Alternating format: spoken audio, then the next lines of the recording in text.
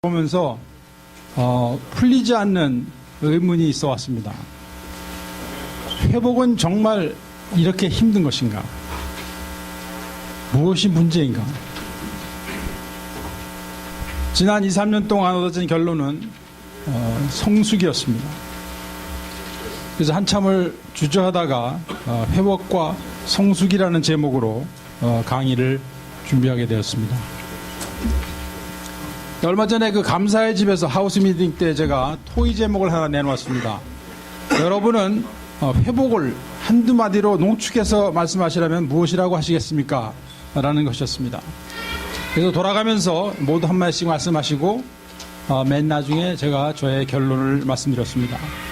그래서 그것은 첫째가 surrender, 항복, 그리고 둘째가 maturity, 성숙이었습니다. 12단계의 흐름을 보면은 회복은 항복으로 시작해서 항복으로 지속되고 항복으로 끝나는데 그 가운데에서 반드시 이루어져야 할 삶의 내용이 있습니다. 그것이 바로 성숙인 것입니다. 중독자가 중독 행위를 중단하게 되면 그 삶 가운데에서 변화가 당연하게 일어나게 되어 있습니다. 정신이 맑아지고 육신의 건강도 좋아지게 됩니다. 얼마 후면 일도 하게 되고 과거와는 다른 모습이 되어가는 것입니다. 그런데 슬픈 사실은 그 사람들 가운데 대부분이 재발을 한다는 것입니다. 왜 그럴까요? 그 이유는 그 사람 자체는 변한 것이 별로 없기 때문에 그런 것입니다. 그래서 결국 술이나 마약, 도박에 손을 다시 대게 되는데 또 한 번 시작하게 되면 계속 연쇄 반응이 일어나는 그 체질도 변하지 않고 그대로 있기 때문에 결국은 다시 망하는 길로 들어설 수밖에 없는 것입니다. 제 생각으로는 중독자에게는 이 체질이 영원히 변하지 않는 것으로 저는 알고 있습니다. 한 번 시작하면 계속 가는 체질. 그러나 중독자는 누구든지 그 중독 행위의 시작을 할 필요가 없는 사람으로 변화될 수는 있는 것입니다. 그러면 그 변화는 구체적으로 어떻게 일어나는 것일까요? 그것은 성숙을 통해서입니다. 중독 행위가 더 이상 필요하지 않게 되는 성숙인 것입니다.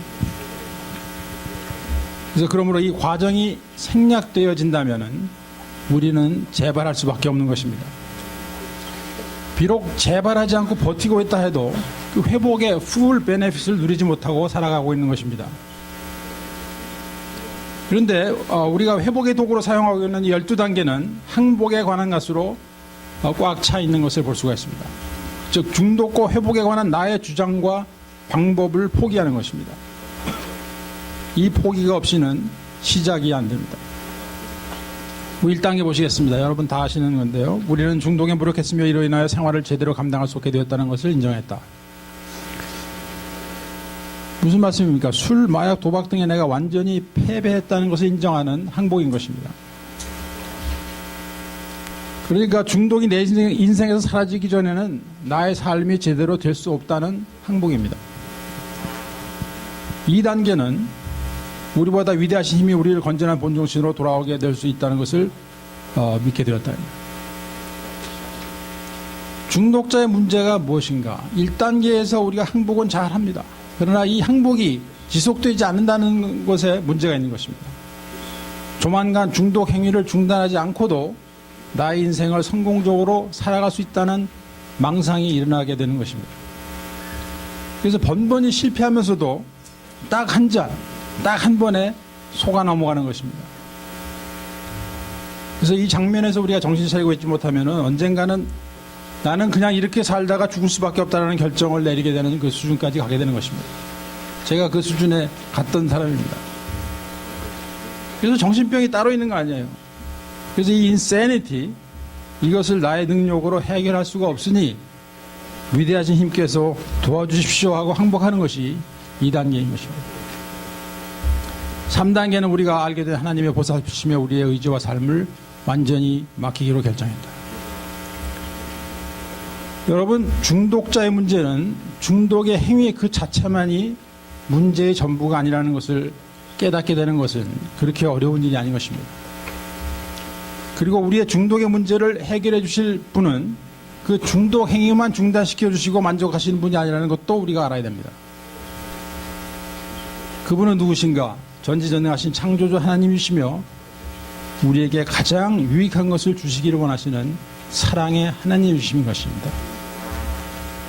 그래서 우리가 자기 주장을 버리고 그분에게 항복하는 것입니다.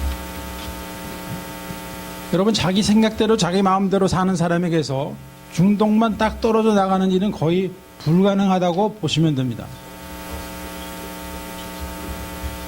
이렇기 때문에 우리가 중독을 정신과 육신과 영의 질병이라고 부르게 되는 것입니다.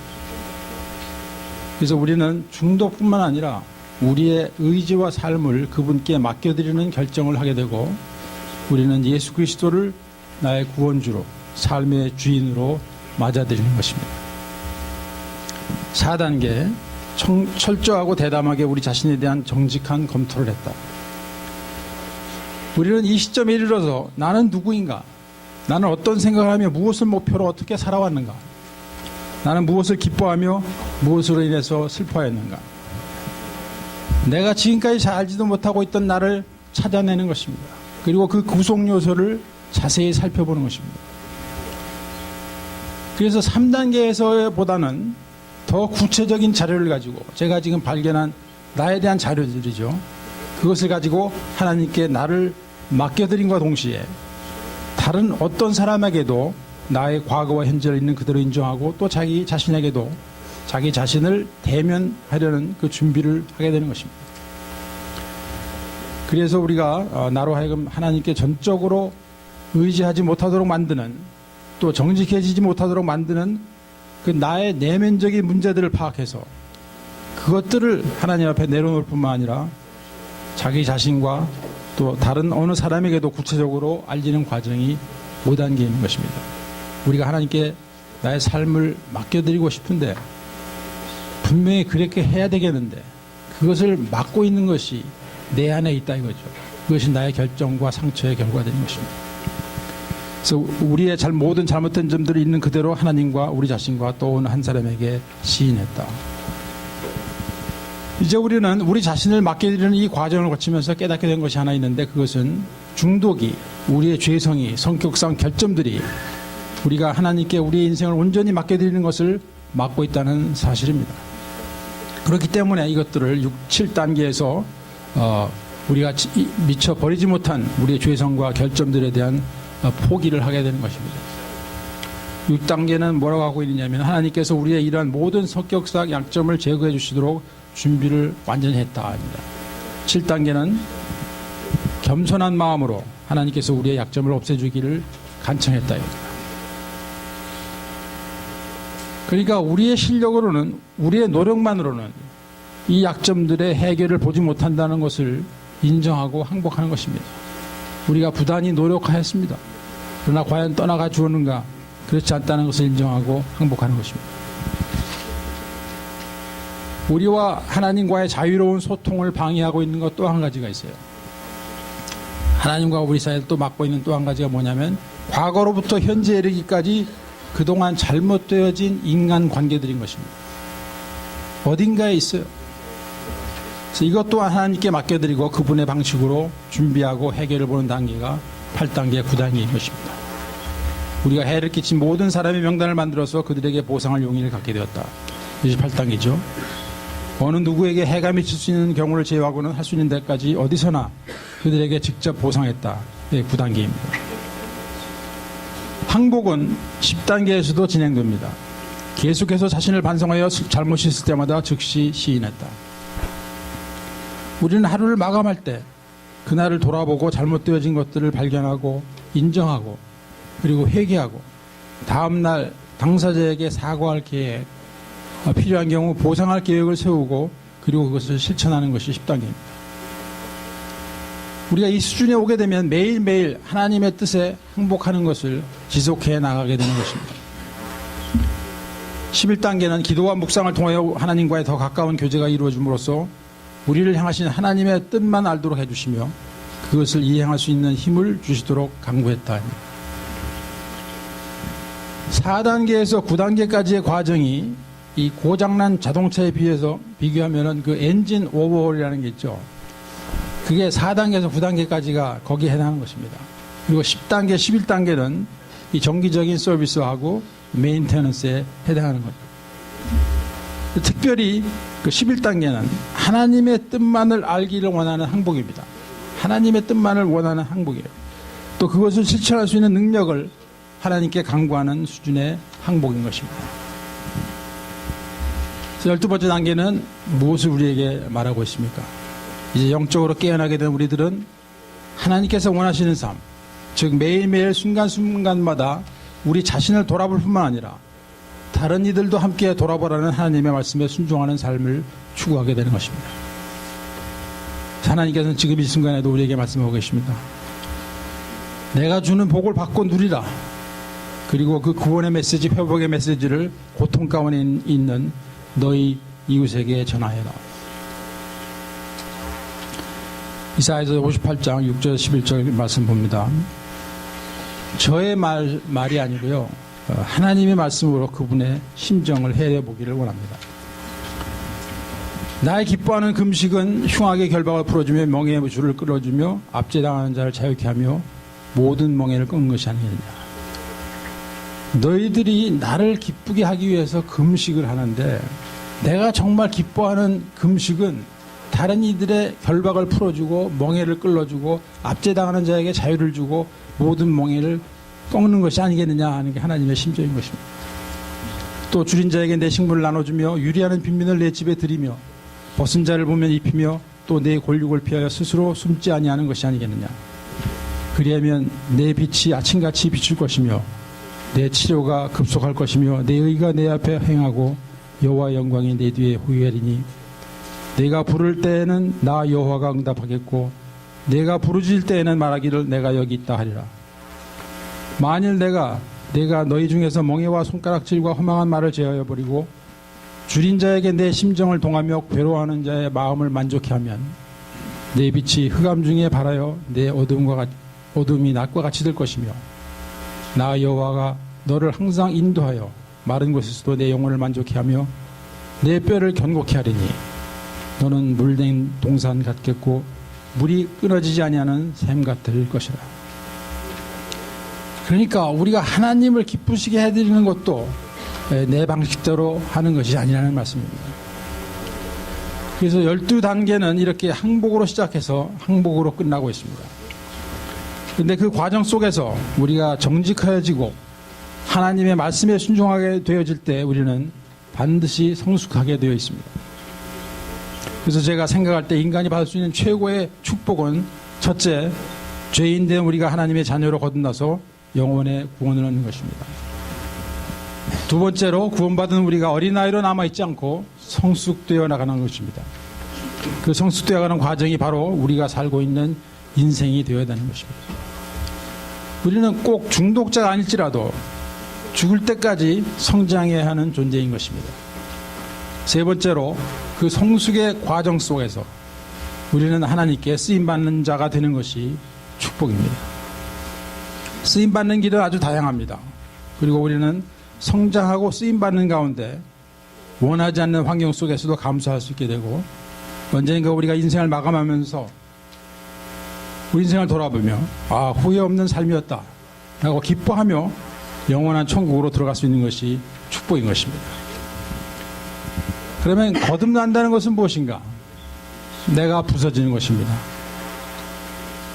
나의 지식과 경험이 전부가 아니라는 것을 알게 되는 것이 시작입니다.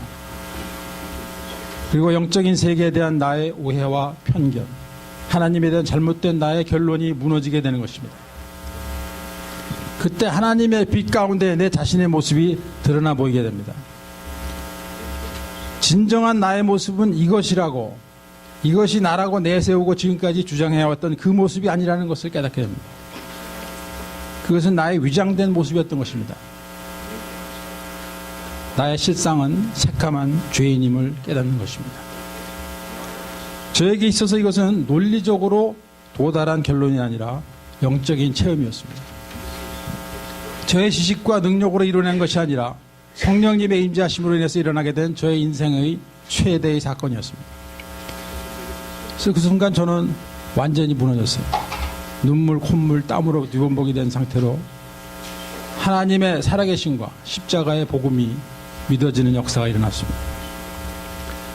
사람들마다 하나님과의 첫 번째 만남의 모습은 다 다르지만 공통점이 있다면 나의 부서짐이 없이 그 첫 번째 만남은 이루어지지 않는다는 것입니다. 저의 기도는 육신과 정신의 활동만으로는 하나님을 만날 수가 없습니다. 나의 죽었던 영이 하나님의 영으로 인해서 다시 살아나게 되는 사건이 하나님을 만나는 순간이요, 거듭남의 순간입니다. 그리고 거듭남은 나라는 사람의 오너십이 바뀌는 부서짐입니다. 나의 삶의 주인이 이제는 내가 아니라 하나님이시라는 것입니다. 그래서 이 거듭남이 크리스찬 성숙의 시발점입니다. 제가 예수님을 이렇게 처음 믿고 나서 TVNTV라고 지금도 있어요. 거기에서 이제 찰스 스탠이라는 목사님이 강해 설교를 하셨는데 그것을 제가 아주 좋아해서 들었어요. 그분이 자주 하시던 말씀이 지금까지 기억나는 게 하나 있는데요. Dead things don't grow. 죽은 것은 자라지 않는다 이거죠. 생명이 없는 것은 자라지 않는다는 말씀이에요. 갓난아이가 태어나서부터 계속 자라지 않습니까? 그와 마찬가지로 크리스찬도 거듭난 순간부터 자라기 시작해야지 그게 정상인 것입니다. 그래서 넓은 의미의 회복이라는 것은 거듭남이 성숙으로 이어짐으로써 그리스도의 장성한 분량까지 이르는 인생의 여정을 말한다고 할 수 있습니다. 그래서 영혼의 거듭남은 여러모로 인생의 최대의 사건인 것입니다. 그리고 부서짐으로 시작된 거듭남의 이후에 기다리고 있는 것은 첫째가 성숙의 과정이요, 둘째로 하나님께 쓰임받는 축복이 기다리고 있는 것입니다. 여러분, 어린아이들을 보게 되면 한 가지 발견할 수 있는 사실이 자기들이 필요한 것을 지금 당장 채워달라고 주장합니다. 어린아이들 다 그래요. 기다릴 줄도 모르고 멀리 보는 능력도 물론 없습니다. 그래서 어린아이는 다른 사람들의 보호가 항상 필요하죠. 그런데 우리가 어른이 되어서도 이런 상태로 남아있는 사람들을 우리들 가운데서 자주 보게 되는 경우가 있습니다. 그런데 이 성숙의 과정은 마찬가지로 부서짐의 아픔이 없이는 이루어지지 않습니다. 그리고 하나님께서는 누구든지 쓰실 수 있지만은 자기 스스로가 아주 강한 사람, 교만한 사람은 잘 쓰시지 않습니다. 왜냐하면 자기 생각과 주장의 그 부서짐과 재건축이 이루어지지 않고 있는 사람은 하나님의 일에 걸림돌이 되는 경우가 참 많아요. 그리고 다른 사람들에게 부담이 되고 상처를 주기 때문에 그렇습니다. 그렇기 때문에 우리 하나님께서는 우리를 깨뜨리시고 새로 만드시며 사용하심을 기억해야 합니다. 그래서 우리는 이와 같은 하나님의 손길을 환영하고 힘들고 아프더라도 이 성숙의 과정을 거쳐나가야 하는 것입니다. 노예 생활을 뒤로하고 홍해가 갈라지는 기적을 체험하면서 환호성을 지르면서 이 애굽을 탈출한 이스라엘 민족은 순식간에 오합지졸의 모습이 되어버린 것을 알 수 있습니다. 그 1세대들은 40년 동안 광야를 방황하는데 그리고 사라져갔습니다. 노예 생활은 면했지만은 하나님의 백성으로 변화되어짐이 없을 때 이 광야 생활은 계속되어지는 것입니다. 그때 그들의 모습은 어린아이와 크게 다를 것이 없었습니다. 그러면 그들이 들어갔어야 하는 그 가나안 땅이라는 것은 어떤 곳인가? 저는 여기서 옛날에 듣던 그 찬송가 생각이 나는데, 요단강 건너가만 날이. 그러면 가나안 땅이 천국과 같이 표현되어 있는데, 저는 천국의 상징으로 보기보다는 가나안 땅은 성령 충만한 성도의 삶의 현장으로 해석하기를 원합니다. 중독에서 해방된 후에 성숙된 삶으로 보고 싶은 것입니다. 하나님께서 함께 해주시는 영적 전투의 삶을 말한다고 보고 싶습니다. 그래서 지금 현재 중독자의 생활, 즉 노예 생활은 끝이 난 듯 보이는데, 그들에게 하나님께 순종함과 성숙함이 뒤따라주지 못할 때 여기에도 광야가 있어요. 엘레 광야를 계속 떠돌아다니다가 다시 망하는 길로 노예 생활로 돌아가게 되는 이들을 수없이 보게 되는 것입니다. 그래서 요단강 이후에 이스라엘 민족의 삶의 내용이 구원받은 성도의 삶이요 회복중인 저희들의 모습이라고 저는 믿고 싶습니다. 매일매일 하나님을 의지하면서 치르는 영적 전쟁에서 승리가 우리의 인생이 되어야 된다고 믿습니다. 지금 여러분들 가운데 자신이 부서지는 과정을 치르고 있는 분이 계시다면 앞으로 다가올 축복을 기대하시면서 힘을 내시길 바랍니다. 우선 성숙하는 과정 그 자체가 축복이요, 그 가운데서 하나님께 쓰임받는 것이 최고의 축복인 것입니다. 우리가 몸이 건강하고 부자가 되면 무엇 하시겠습니까? 만약 우리가 영적으로 성숙되어 있지 못하다면 그 재물과 건강한 몸을 가지고 죄만 더 많이 지게 될 가능성이 높습니다. 하나님으로부터 더 멀어지게 되는 것입니다. 그렇다면 그것은 축복이 아닌 것입니다. 비록 육신이 연약하고 풍성한 재물이 없다 할지라도 하나님께 쓰임받는 인생은 성공한 삶인 것입니다. 여러분, 중독자의 삶의 문제가 무엇입니까? 우리에게는 자신이 노예 생활을 하고 있는데도 그 사실을 알아차리지도 못하던 시기가 있었던 것입니다. 그런데 얼마 후 그 사실을 알게 되었다 해도 그 중독자 생활을 청산하는 것이 두렵기 때문에 그냥 살아갈 수밖에 없었던 시기가 있었던 것입니다. 얼마가 지나자 그 고생이 너무 심해져서 그 생활을 정말 청산하고 싶은 생각이 들어도 마땅한 방법이 없는 거예요. 해결 방법이 없기 때문에 그냥 그런 자로 살아가고 있는 것입니다. 그것이 한참 지속되는 겁니다. 그렇기 때문에 중독자는 자신이 잘 깨닫지도 못하는 가운데 라이프 스타일이 노예가 되어 있는 것입니다. 이것은 아닌데 하는 생각이 들어도 떠나지 못하고 있는 것입니다. 그런데 이스라엘 민족이 애굽에서 떠날 수 있었던 것은 원함이 있었기 때문이라고 봅니다. 노예에서 해방되는 삶에 대한 꿈, 젖과 꿀이 흐르는 가나안 땅에 대한 꿈입니다. 우리들에게도 이 꿈이 있어야 중독자의 삶을 떠나게 됩니다. 제가 지금까지 만나온 수많은 중독자들 가운데 제가 가장 가슴 아프게 느끼는 케이스는 회복에 대한 꿈이 없는 사람들입니다. 그리고 바람은 있으나 그것을 이루고자 하는 투자가 없다면 그것은 아직 그냥 희망사항일 뿐인 것입니다. 그러므로 회복에 꿈이 없는 분들은 꿈을 갖게 해달라고 기도하시길 부탁드립니다. 하나님께서는 이스라엘 민족으로 하여금 홍해를 건너게 해주셨습니다. 이것은 오직 하나님께서 일방적으로 베푸신 은혜인 것입니다. 이스라엘 민족이 한 일은 아무것도 없어요. 그냥 그 마른 땅을 밟고 건너간 것뿐입니다. 이것은 하나님의 은혜로 우리가 처음 구원받을 때, 또 처음 회복을 시작할 때의 모습인 것입니다. 그 다음에는 무엇이 기다리고 있어요? 누구에게나 광야의 삶이 기다리고 있는 것입니다. 축복받기 전에, 쓰임받기 전에 꼭 통과해야 되는 훈련인 것입니다. 여러분, 성경에 야곱이라는 사람이 있죠. 저는 그 사람이 별로 마음에 안 들어요. 하는 짓이. 이 꼼수의 대가예요. 꼼수의 대가. 그래서 그는 팥죽 한 그릇으로 형 에서로부터 쉽게 그 장자의 명분을 얻어낸 사람이죠. 그러나 그도 하란에서 20년 동안 이 광야 생활을 거쳤습니다. 철부지 요셉은 애굽으로 팔려가서 총리가 되기까지 혹독한 광야 생활을 했습니다. 또 어릴 때부터 애굽의 왕궁에서 귀하게 살던 모세도 미디안 광야에서 하나님께서 부르실 때까지 40년 동안을 보냈어요. 다윗도 왕이 되기 전에 사울을 피해 다니면서 광야 생활했습니다. 그래서 이 사건들의 공통점은 광야 생활을 통해 하나님께서는 역사 속의 인물들을 훈련시키시고 하나님께서 쓰시기에 합당한 겸손한 모습으로 만드신다는 사실입니다.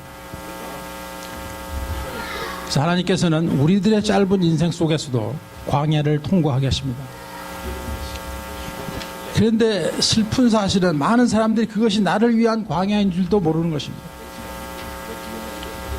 그래서 우리가 영적으로 깨어나서 그 광야 가운데서 하나님만 바라보는 훈련을 거치게 됨으로 인해서 장차 그분의 음성에 귀를 기울이고 순종하는 그 성숙함을 소유하게 되는 것입니다. 우리가 만약 광야의 어려움 때문에 그냥 주저앉아 버리고 하나님을 원망하는 자가 되어버리면 우리는 미성숙으로 남아있게 되는 것입니다. 이 출애굽한 이스라엘 민족이 그와 같았습니다. 홍해를 건너온 그 이스라엘 민족은 길어야 2, 3주면은 가나안 땅을 공격해 들어갈 수 있는 그런 거리에 있었는데 그들은 40년을 헤맸습니다. 왜 그렇게 되었습니까? 한마디로 미성숙이 원인이었습니다. 하나님께서 우리들에게 복을 주셔도 그것이 복인 줄을 모르고 누릴 수도 없게 만드는 것이 미성숙인 것입니다.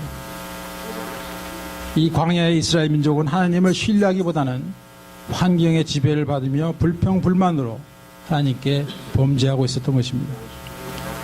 그 홍해가 갈라지는 기적을 직접 체험하고도 어려움에 좀 처하게 되니까 하나님의 약속의 말씀이 기억조차도 나지 않는 수준이었던 것입니다. 우리 중독자가 처음 끊고 나면은 기뻐합니다. 그러나 그것은 잠시 그 뒤에는 거쳐야 할 과정이 있는 것입니다. 그것은 별로 마음에 들지 않는 환경, 즉 광야를 통과하며 성숙해 나가는 과정입니다. 이때 우리가 순종하게 되면 그 기간은 그리 길지가 않습니다.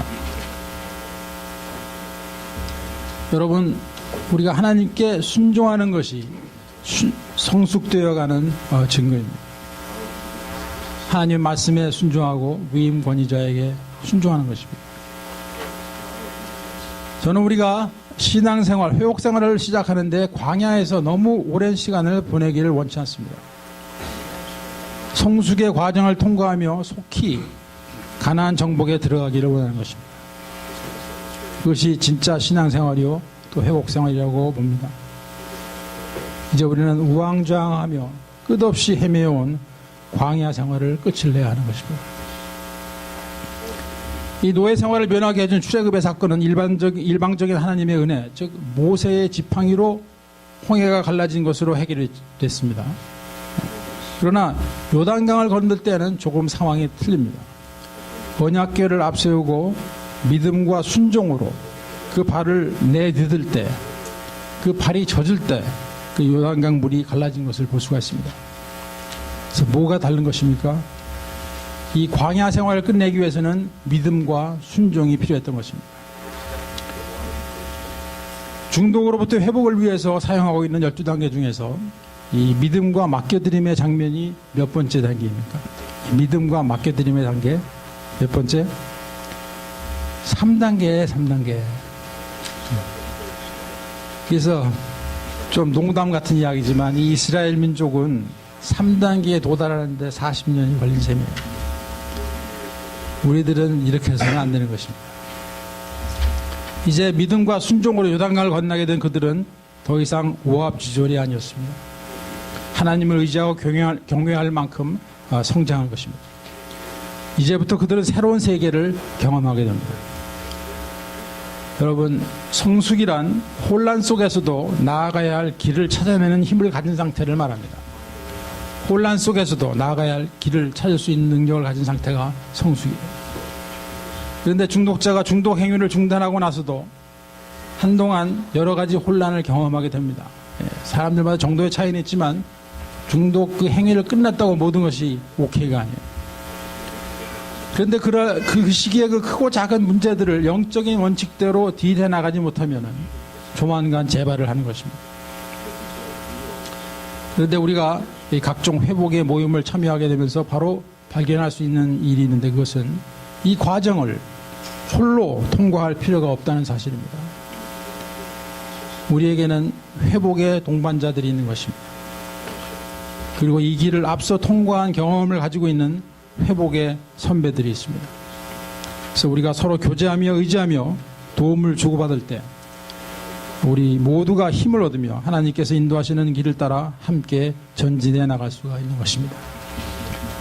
이것이 하나님의 방법이요 우리가 함께 성숙되어 나가는 길인 것입니다.